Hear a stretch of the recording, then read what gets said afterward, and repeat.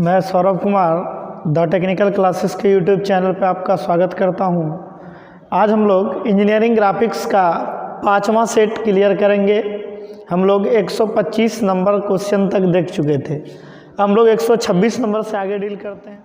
चलिए 126 नंबर कह रहा है कि how many battens will be there for a drawing board. देखिए बैटन का अर्थ होता है तख्ता। बैटन का अर्थ क्या होता है? तख्ता। तो हम लोग जानते हैं ड्राइंग शीट क्या होता है कि ज़्यादा वैरायटी में पाया जाता है। जैसे इसका डेजिग्नेशन लेटर देखे थे हम लोग, डी नोट या बी नोट होता था, ठीक है, D1 या B1 होता था, D2 या B2 होता था, D3 या B3 होता था, ठीक है। 4 प्रकार का जनरली मार्केट में अवेलेबल होता था।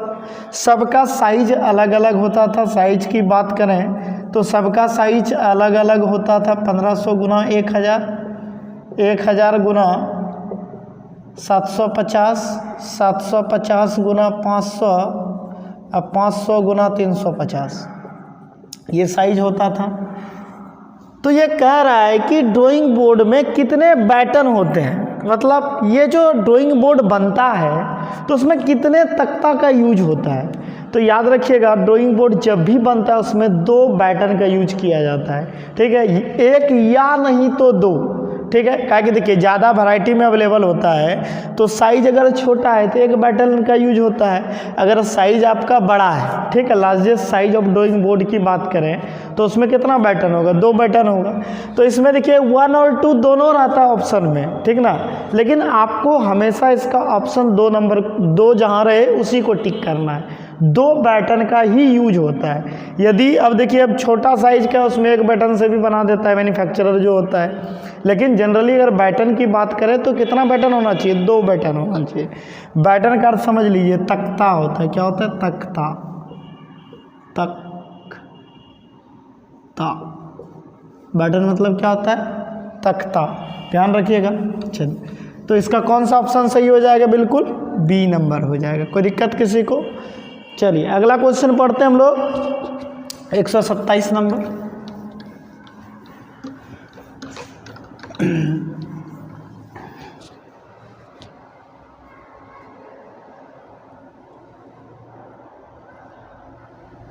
देखिए अब कह रहा है कि the part that does not belongs to T square is, कह रहा है कि कौन सा पार्ट टी स्क्वायर में बिलोंग नहीं करता है।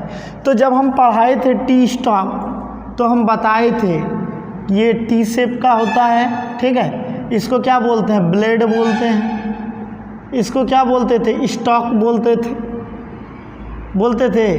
तो देख लीजिए, तो ए नंबर कह रहा है वर्किंग एज, बी नंबर कह रहा है blade, C number stock, D number ebony. अब देखिए ब्लेड को वर्किंग एज भी बोलते हैं, ब्लेड को वर्किंग एज भी कहा जाता है, ब्लेड को वर्किंग एज भी कहा जाता है। ध्यान दीजिएगा।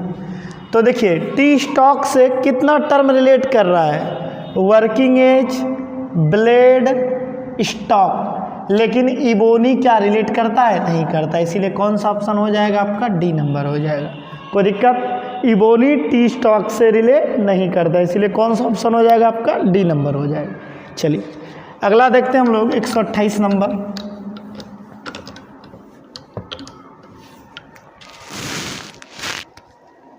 चलिए 128 नंबर कह रहा है कि the angle which can not make by the help of set square.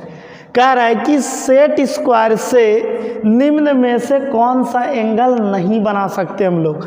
तो सेट स्क्वायर के बारे में भी पढ़े थे हम लोग, ठीक है। तो सेट स्क्वायर क्या होता है बताइए? 2 गो ट्रायंगल होता है, एक ऐसा इंस्ट्रूमेंट होता है जो 2 गो ट्रायंगल के साथ, ठीक है, पैरेलल लाइन, परपेंडिकुलर लाइन, ये सब हम लोग ड्रॉ करते हैं। तो इसमें देखिए ये वाला एंगल दोनों का कितना होता है? 90 डिग्री होता है सेट स्क्वायर में। ये वाला एंगल एक सेट स्क्वायर का ये वाला कितना होता है? 45 डिग्री। ये भी 45 होता है।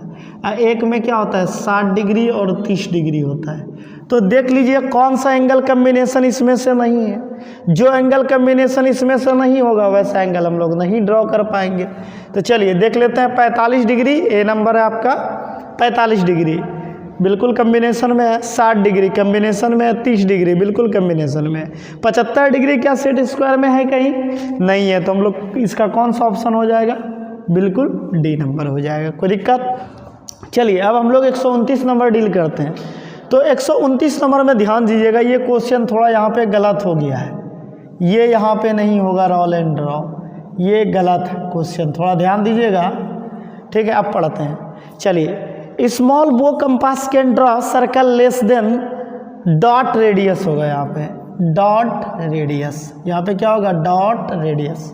तो देख लीजिए, तो स्मॉल बो कंपास का यूज जो किया जाता है 25 mm से कम रेडियस के सर्कल को ड्रॉ करने के लिए, तो कौन सा ऑप्शन हो जाएगा, बिल्कुल इसका ए नंबर हो जाएगा, क्योंकि स्मॉल बो साइज का जो कंपास का यूज करते हैं हम लोग, जब रेडियस 25 mm से कम होता है तो हम लोग स्मॉल बो कंपास का यूज करते हैं, इसलिए कौन सा ऑप्शन हो जाएगा इसका, बिल्कुल ए नंबर हो जाएगा। कोई दिक्कत। चलिए अगला देखते हैं 130 नंबर। 130 नंबर कह रहा है कि the area of two subsequent size of drawing sheet are, कह रहा है कि दो सब्सटीक्वेंट साइज का ड्राइंग सीट का एरिया क्या होता है, किस रेशियो में होता है। तो ध्यान दीजिएगा, A0 से A5, अगर हम लोग सब्सटीक्वेंट के रूप में A0 से A5 की तरफ चलेंगे, ठीक है, अगर यदि हम लोग दो कंडीशन इसका पढ़ेंगे, यदि A5 से हम लोग कहाँ चलेंगे, A0 की तरफ, देखिए यहाँ पे A0 से A5 की तरफ, A5 से A0 की तरफ, तो देखिए जनरली जो होता है ड्राइंग शीट का लेंथ जो क्या होता है 12 होता है B का, लगभग बात किया जाए ड्राइंग शीट के साइज में 12 उसका लेंथ होता है B के रेस्पेक्ट में, होता है ना। तो दो सब्सटीक्वेंट साइज की अगर बात किया जाए तो ऑलवेज अगर A0 से 5 की तरफ जा रहे हैं तो क्या हो जाएगा, 2:1 हो जाएगा।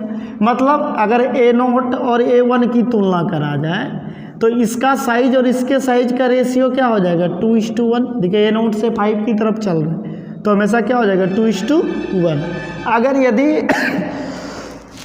A5 से A0 की तरफ आप बात किया करें तो क्या हो जाएगा, रेशियो चेंज कर जाएगा, 1:2 हो जाएगा। कोई दिक्कत।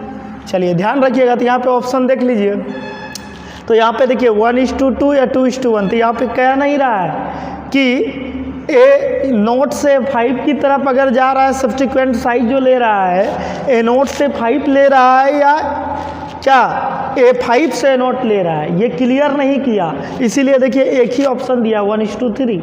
इसका अर्थ क्या हुआ, A5 से A0 की तरफ बात कर रहा है। अगर आपको बोलता सब्सटीक्वेंट साइज A0 से 5 तो फिर आपको ऑप्शन भी देख के मारना था। ध्यान रखिएगा, सब्सटीक्वेंट साइज के एरिया का रेशियो जब भी पूछा जाए तो आप पहले ये देखिएगा A0 से 5 जा रहा है या A5 से A0 जा रहा है। यदि A0 से 5 जाएगा 2:1 होगा, यदि A5 से A0 जाएगा तो क्या हो जाएगा, 1:2 हो जाएगा। कोई दिक्कत।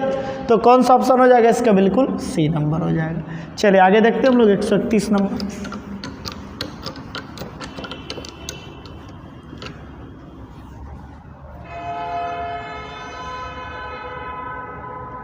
131 नंबर कह रहा है कि the accuracy of the drawing depends on the quality of the instrument used. सही बात है।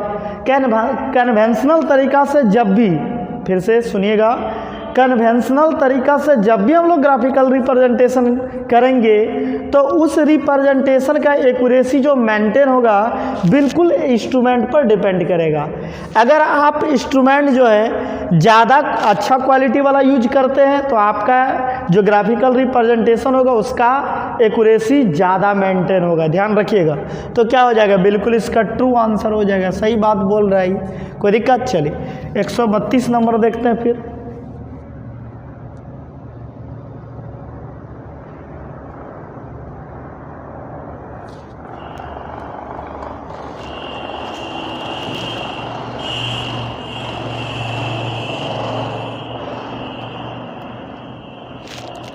चलिए 132 नंबर कह रहा है कि विच of the following instrument is made of thin strip of wood arranged in a line to form a rectangle and on which the drawing is made।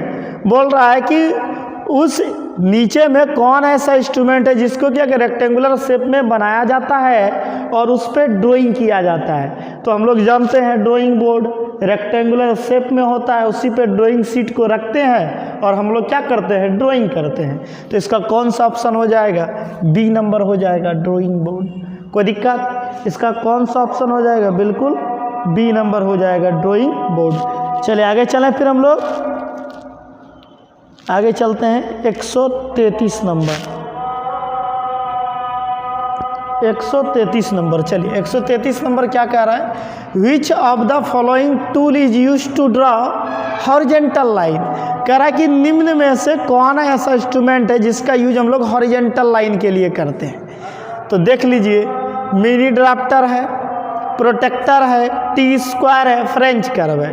Protector से तो एंगल ड्रॉ करते हैं, टी स्क्वायर से size हम लोग क्या करते हैं, एज का एक्यूरेसी मेजर करते हैं। फ्रेंच कर्व से क्या करते हैं हम लोग, कर्व लाइन ड्रॉ करते हैं, जो कर्व लाइन कंपास की सहायता से हम लोग नहीं ड्रॉ कर सकते हैं। ठीक है, चलिए तो इसका कौन सा ऑप्शन हो जाएगा, ए नंबर हो जाएगा, मिनी ड्राफ्टर। कौन सा ऑप्शन हो जाएगा इसका, ए नंबर हो जाएगा, मिनी ड्राफ्टर। चलिए अब चलते हैं हम लोग 134 नंबर।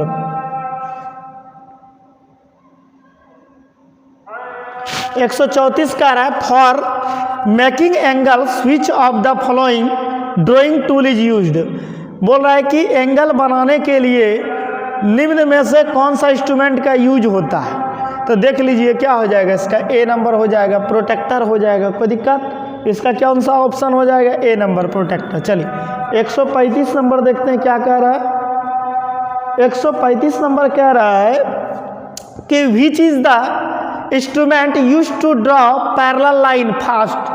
बोल रहा है कि तेजी से, बोल रहा है तेजी से पैरेलल लाइन को ड्रॉ करने के लिए, ध्यान रखिएगा, कह रहा है कि तेजी से पैरेलल लाइन को ड्रॉ करने के लिए कौन सा इंस्ट्रूमेंट का यूज होता है। ठीक है, तो हम लोग जानते हैं कौन सा होता है, बताइए।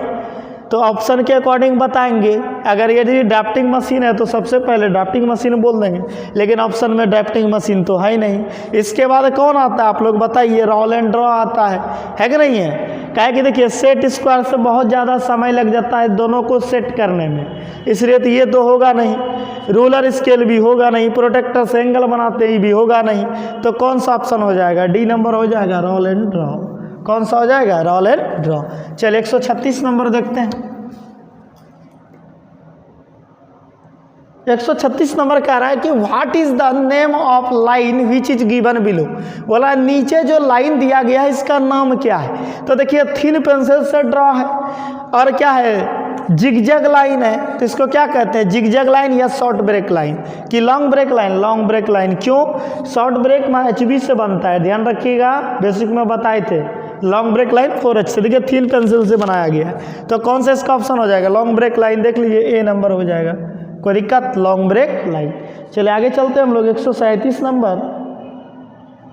137 नंबर कह रहा है विच is the name of line which is given below. बोल रहा है कि नीचे जो लाइन है उसका नाम बताइए। देखिए हम 12 प्रकार का लाइन पढ़ाए थे, उसी में से सब है। ठीक है, तो देख लीजिए, बाहर में थिक है, अंदर में थीन है, क्या बोलते हैं इसको, कटिंग प्लेन लाइन कहते हैं। चलिए तो कौन सा ऑप्शन हो जाएगा, देख लीजिए बी नंबर हो जाएगा, कटिंग प्लेन लाइन। चलिए आगे चलते हैं हम लोग 138 नंबर। चलिए 138 नंबर कह रहा है कि dash thick line is represented by. बोल रहा है कि डैश थिक लाइन को किससे रिप्रेजेंट करते हैं। तो HB से डैश डैश मोटा होगा थोड़ा, थिक डॉट डॉट लाइन होगा। तो कौन सा ऑप्शन हो जाएगा इसका, सी नंबर हो जाएगा, कोई दिक्कत। चलिए आगे चलते हैं 139। Representative fraction is the. 139 number देखिए, कह रहा है कि रिप्रेजेंटेटिव फ्रैक्शन इज द। तो हम लोग रिप्रेजेंटेटिव फ्रैक्शन के बारे में पढ़े थे, क्या होता था बताइए, रिप्रेजेंटेटिव फ्रैक्शन क्या होता था बताइए। रिप्रेजेंटेटिव फ्रैक्शन बराबर क्या होता था, लेंथ ऑफ ड्राइंग बटे actual length of object. Actual length of object पढ़े थे हम लोग। चलिए तो देख लीजिए, it is the ratio of length of drawing to the actual length of object. देख लीजिए कौन सा ऑप्शन है, कह रहा है A number, ratio of the length in drawing, drawing में जो लेंथ यूज हुआ है टू द एक्चुअल लेंथ। तो यही ऑप्शन बिल्कुल सही हो जाएगा। इसके बाद जितना है सब गलत बोला होगा, देख लेते हैं। बी कह रहा है ratio of the actual length to the length in drawing, ये तो गलत है। तो अगला कह रहा है रेसिप्रोकल ऑफ एक्चुअल लेंथ, ये भी गलत है। Square of the length in drawing, ये भी गलत है। चलिए तो कौन सा ऑप्शन हो जाएगा, बिल्कुल इसका ए नंबर हो जाएगा। चलिए 140 नंबर देखते हैं।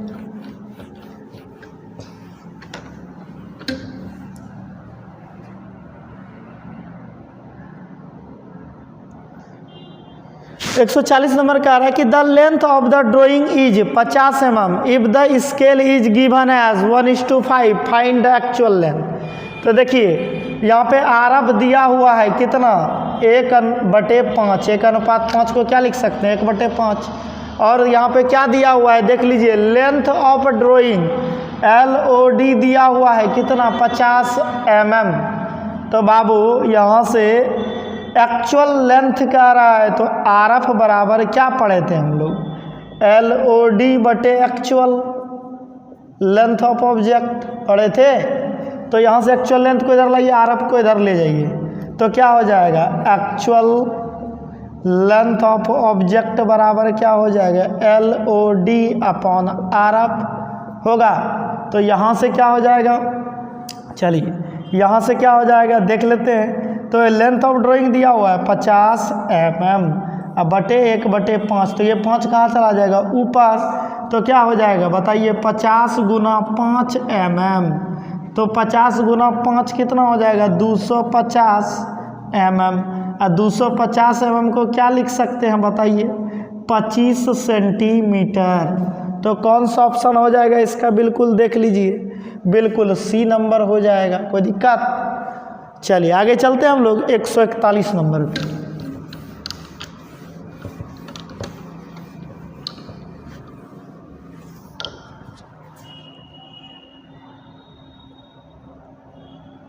एक 141 नंबर कह रहा है कि the plain scale are used when measurement are required in dot unit. तो देखिए प्लेन स्केल के केस में, प्लेन स्केल के केस में कितने यूनिट के बीच रिलेशन होता था, बताए थे आपको, जब भी रिलेशन बिटवीन 2 यूनिट्स हो प्लेन, और जब भी रिलेशन बिटवीन 3 यूनिट्स हो डायगोनल। तो कितना हो जाएगा बताइए, बी नंबर हो जाएगा डायरेक्ट इसका आंसर। रिलेशन बिटवीन कितना, 2 यूनिट्स, या रिक्वायर्ड कितना यूनिट, 2 यूनिट। चलिए आगे चलते हैं हम लोग 142 नंबर। 142 क्या कह रहा है कि the diagonal scale are used when measurement are required in dot unit. तो डायगोनल के केस में कितना हो जाएगा, 3। इसका ऑप्शन कौन सा हो जाएगा, सी नंबर, कोई दिक्कत। चलिए आगे चलते हैं 143 नंबर। 143 कह रहा है कि ए प्लॉट ऑफ, ठीक है, 35,000 square metre is drawn on a map as plot of 14 centimetre into 5 centimetre, find आ रहा। तो देखिए प्लॉट का एक्चुअल लेंथ दिया है, यहाँ देखिए क्या क्या दिया है, एक्चुअल लेंथ दिया हुआ है कितना, 35,000 क्या मीटर स्क्वायर, और लेंथ ऑफ ड्राइंग भी दिया हुआ है कितना, 14 cm गुना 5 cm। तो कितना हो जाएगा, 70 cm स्क्वायर, कोई दिक्कत। चलिए तो RF पूछ रहा है, तो कोई बात नहीं है। तो RF के लिए यहाँ पे देखिए, तो पहले RF बाद में हम लोग देख लेते हैं। सबसे पहले तो 14 सेंटीमीटर 70 सेंटीमीटर स्क्वायर बराबर है किसके, 35,000 के। देखिए हम बताए थे जब भी स्क्वायर यूनिट आ जाए, क्यूबिक यूनिट आ जाए, बिना कुछ सोचे समझे इसको पहले सिंपल यूनिट में ला लो, ठीक है, बताए थे ना। अगर स्क्वायर है तो अंदर रूट कर दो, अगर क्यूबिक यूनिट है क्यूब रूट कर लो, उसके बाद फिर RF निकालना, हम बताए थे। तो चलो तो हम लोग देख लेते हैं। ये लेंथ ऑफ ड्राइंग कह रहा है कि इसको इतना को इसमें रिप्रेजेंट कर रहे हैं। तो बाबू 1 सेंटीमीटर स्क्वायर को कितना, 1 सेंटीमीटर जो लेंथ ऑफ ड्राइंग है वो एक्चुअल का कितना रिप्रेजेंट करता होगा, तो 35,000 बटे 70 होगा मीटर स्क्वायर, यानी कि 1 सेंटीमीटर बराबर कितना, एक जीरो कट गया, 7 पचे 35, मतलब कितना 500 मीटर। कोई दिक्कत? चलिए यहाँ पे सेंटीमीटर स्क्वायर, यहाँ मीटर स्क्वायर, क्योंकि स्क्वायर यूनिट है अभी तक। अब देखिए दोनों तरफ स्क्वायर रूट कर दीजिए, 1 cm अंदर रूट, उसके बाद 500 मीटर स्क्वायर अंदर रूट, तो 1 का क्या हो जाएगा वर्गमूल, 1 cm स्क्वायर का cm, अब बराबर इसका क्या हो जाएगा रूट 500 मीटर। तो अब देखिए यहाँ पे चलते हैं, थोड़ा सा ऊपर लिख लेते हैं। यहाँ पे देखिए क्या आ गया, 1 cm बराबर आपका आ गया अंदर रूट 500, इसका मान कितना होता है 22.36, ठीक है, मीटर। चलिए अब देखिए आर एफ हम लोग लिख लेते हैं। आर एफ बराबर हम लोग क्या पढ़े थे, लेंथ ऑफ ड्राइंग, अब बटे क्या होता है एक्चुअल लेंथ ऑफ ऑब्जेक्ट। कोई दिक्कत? तो चलिए, तो लेंथ ऑफ ड्राइंग का कितना लिया 1 cm, तो चलिए, और यहाँ पे एक्चुअल लेंथ ऑफ ऑब्जेक्ट कितना आया 22.36 मीटर। यूनिट सेम कीजिए क्योंकि आर एफ यूनिट लेस होता है। चलिए, क्योंकि देखिए दोनों यूनिट सेम करेंगे कट जाएगा, इसलिए आर एफ का कोई यूनिट नहीं होता है। तो चलिए 1 cm आप बटे इसको 100 से गुना कर देती भी किस में बदल जाएगा, cm में बदल जाएगा, तो 22.36 लिख सकते हैं। 100 से गुना करेंगे, 2 जीरो से गुना करेंगे, पॉइंट खत्म हो जाएगा। ये भी क्या सेंटीमीटर, सेंटीमीटर से सेंटीमीटर कट गया तो क्या बचा 1/2236। तो देख लीजिए कौन सा ऑप्शन है, बिल्कुल डी नंबर है। कोई दिक्कत? चलिए 144 नंबर डील करते हैं। 144 नंबर,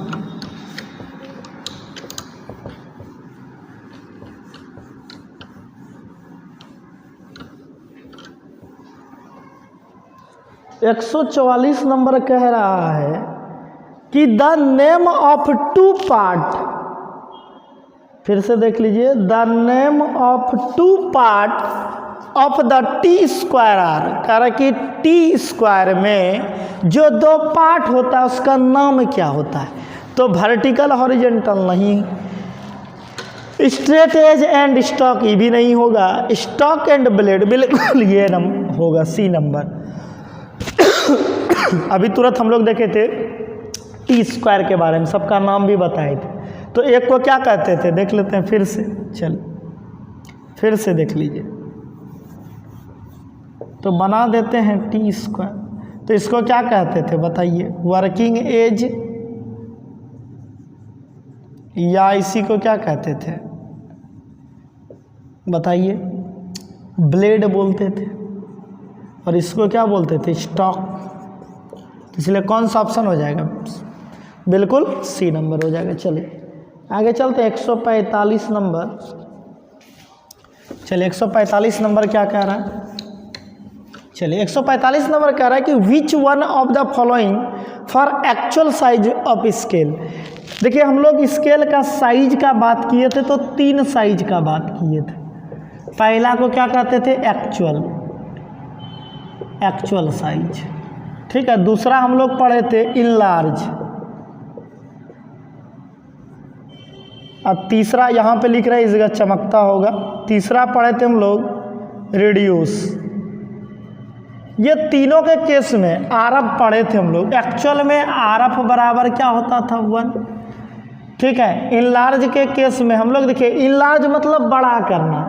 जब हम लोग आर एफ क्या होता है देखिए, एक ऐसा मल्टीप्लाइंग फैक्टर होता है जिससे हम लोग एक्चुअल लेंथ में गुना या भाग गुना करते हैं। तो गुना करेंगे, अब देखिए बड़ा ड्राइंग एक्चुअल साइज बहुत बड़ा है, तो क्या करेंगे 1 से छोटा से गुना करेंगे तो छोटा हो जाएगा लेंथ ऑफ ड्राइंग।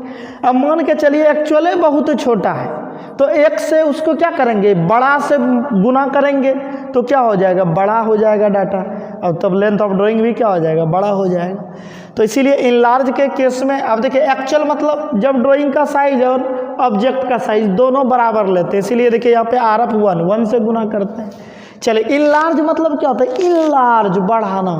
अब देखिए छोटा साइज जब बड़ा कर रहे हैं तो क्या करेंगे 1 से बड़ा से गुना करेंगे ठीक है। तो इनलार्ज के केस में आर एफ क्या हो जाएगा, ग्रेटर देन 1 हो जाएगा। और रिड्यूस में क्या होता है, रिड्यूस छोटा कर रहे थे, 1 से छोटा से गुना करेंगे तो आर एफ बराबर क्या हो जाएगा, लेस देन 1 हो जाएगा। कोई दिक्कत? तो यहाँ से भी 3 क्वेश्चन सॉल्व हो जाएगा। और एक चीज़ यहीं पे बता देते हैं, सब क्वेश्चन सॉल्व हो जाएगा। चलिए, एक्चुअल साइज के केस में तो लेंथ ऑफ ऑब्जेक्ट ये बराबर होगा लेंथ ऑफ ड्राइंग के, बिल्कुल होगा। इनलार्ज के केस में क्या होगा, आप ही बताइए। इनलार्ज कर रहे हैं, बताइए बड़ा कर रहे हैं, तो एक्चुअल लेंथ क्या हो जाएगा, एक्चुअल लेंथ ऑफ ऑब्जेक्ट क्या हो जाएगा, छोटा हो जाएगा। और लेंथ ऑफ ड्राइंग क्या हो जाएगा, बड़ा हो जाएगा। लेकिन रिड्यूस के केस में बताइए तो एक्चुअल लेंथ ऑफ ऑब्जेक्ट क्या हो जाएगा, एक्चुअल लेंथ ऑफ ऑब्जेक्ट क्या हो जाएगा बताइए, बड़ा हो जाएगा लेंथ ऑफ ड्राइंग्स, क्योंकि हम लोग रिड्यूस करके ड्राइंग बना रहे हैं, छोटा करके। तो इस केस में क्या होगा, actual length of object greater than हो जाएगा लेंथ ऑफ ड्राइंग।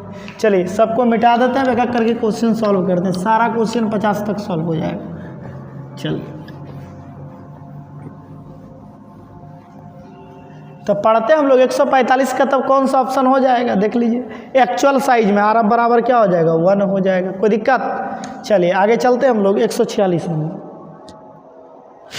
करा which one of the following for actual size of scale, scale के एक्चुअल साइज के लिए निम्न में कौन सा स्टेटमेंट सही है। तो लेंथ ऑफ ड्राइंग क्या होगा, लेंथ ऑफ ऑब्जेक्ट के बराबर होगा। तो लेंथ ऑफ ड्राइंग बराबर लेंथ ऑफ ऑब्जेक्ट, बिल्कुल इसका भी ए नंबर हो जाएगा। कोई दिक्कत? चलिए आगे चलते हैं 147 नंबर। 147 पढ़ लेते हैं, क्या कह रहा है। कह रहा है which one of the following for enlarge size. Enlarge के लिए देखिए, इनलार्ज बड़ा कर रहे थे, आर एफ का मान क्या होगा, 1 से बड़ा होगा तब ना बड़ा होगा, इनलार्ज होगा। तो आर एफ ग्रेटर देन 1 देख लीजिए कौन सा है, बिल्कुल इसका सी नंबर ऑप्शन हो जाएगा। कोई दिक्कत? चलिए चलते हैं अगला 148 नंबर। 148 कर रहा है which one of the following in large scale. In large scale के लिए निम्न में कौन सही है, तो इसमें भी देख लेते हैं। तो लेंथ ऑफ ड्राइंग क्या हो जाएगा, बड़ा हो जाएगा लेंथ ऑफ ऑब्जेक्ट्स। तो कौन सा ऑप्शन हो जाएगा देख लीजिए, length of drawing greater than length of object, C number हो जाएगा। कोई दिक्कत? चलिए आगे चलते हैं 149 नंबर। 149 कर रहा हूँ which one of the following for reduce size of scale. Reduce size के लिए क्या होगा, आर एफ लेस देन 1। तो कौन सा हो जाएगा, बी नंबर हो जाएगा। चलिए अगला चलते हैं 150 नंबर। ऊपर चमकता होगा, यहाँ पर सॉल्व करते हैं, पहले पढ़ लेते हैं फिर ऑप्शन दिखाएंगे। 150 नंबर कह रहा है which one of the following for reduce size of scale. Reduce size के लिए क्या होता है बताइए, लेंथ ऑफ ड्राइंग छोटा होता है लेंथ ऑफ ऑब्जेक्ट्स, तो बी नंबर हो जाएगा। कोई दिक्कत? चलिए यहाँ पे आपका 150 नंबर तक ख़त्म होता है। थैंक यू फॉर वाचिंग, मिलते हैं नेक्स्ट लेक्चर में। आप लोग हमारे चैनल को लाइक तथा सब्सक्राइब करें और अपने दोस्तों के बीच शेयर करें।